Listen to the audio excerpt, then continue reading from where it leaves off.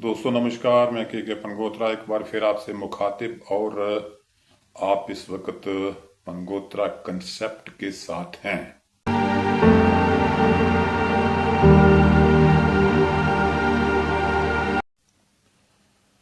इन दिनों कांवड़ यात्री चर्चा का विषय है। हर मीडिया समूह इनके कृत्यों को यात्रा के दौरान गुंडागर्दी कह के संबोधित कर रहे हैं। क्या कांवड़ियों की गुंडागर्दी पर कानून का कोई कंट्रोल नहीं है? इस सवाल के साथ आपको शहर शहर बेकाबू कांवड़ियों का हिंसक चरित्र आज हम दिखाने जा रहे हैं।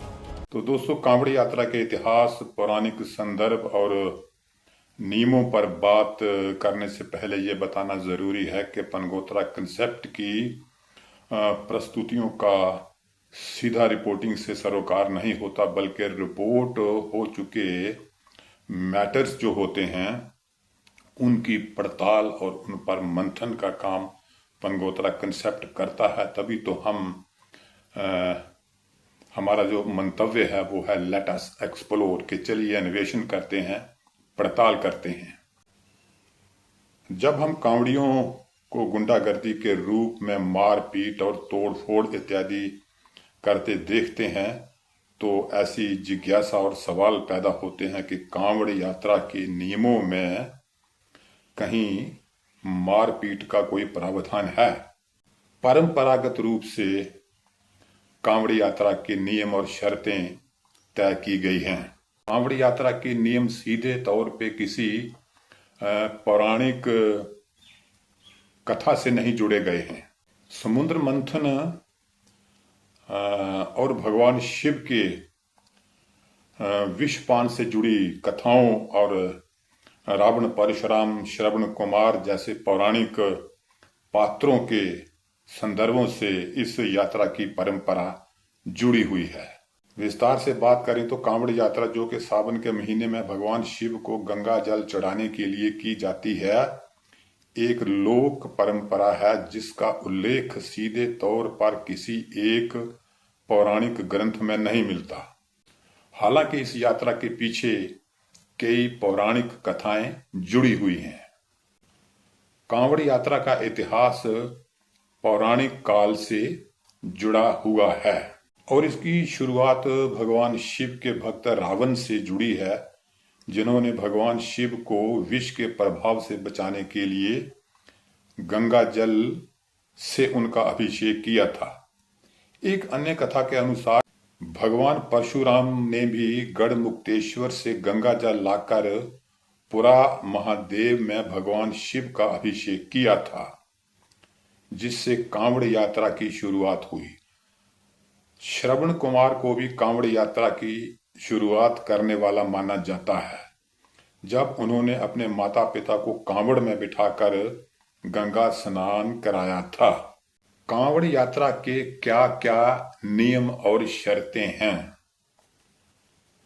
नियमों पर बात करने से पहले मैं अपना व्यक्तिगत अभिमत स्पष्ट करना चाहता हूं। वो ये कि किसी भी पंथ, संप्रदाय या व्यक्ति समूह के सारे सदस्य अनैतिक, उदंड या हिंसक या अमानवीय व्यवहार और कृत्यों का समर्थन करने वाले नहीं होते। चाहे राज हो या समाज हो, फिर चाहे बात कानून की हो या व्यवस्था की हो, गिने चुने लोग ही गिने चुने उदंड अनैतिक कांवड़ियों को शह देने का काम करते हैं। ये कैसे संभव है कि कोई कांवड़िया पौराणिक काल से चले आ रहे सनातन नियमों का गुंडागर्दी करके उल्लंघन करे? चलिए उन 7 नियमों और शर्तों की बात करते हैं, बारी बारी समझने की कोशिश करते हैं जो हमने खोजे हैं।